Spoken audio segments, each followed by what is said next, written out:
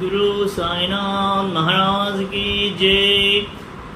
BV Narasimhaswamy గారిచే రచింపబడిన భక్తుల అనుభవములు అను గ్రంథములో 19-20 పుటలలో Acharya GG Narke MA MSc Poona engineer college ఇట్లు చెప్పి ఉన్నారు. ఇంటి వద్ద నిత్యము నేను పూజించు గృహదేవతల మధ్య సాయిబాబా నొకరిగా నుంచితిని. సాయిబాబా భగవంతుడు. ఆయన సామాన్య సత్పురుషుడు కాడు.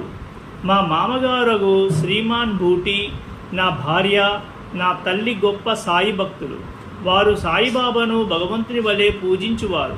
నేను క్రొత్తగా షిరిడికి పోయినప్పుడు ఒకనాడు హారతి సమయంలో సాయిబాబా మిక్కిలి కోపోద్దితుడై ఉండెను.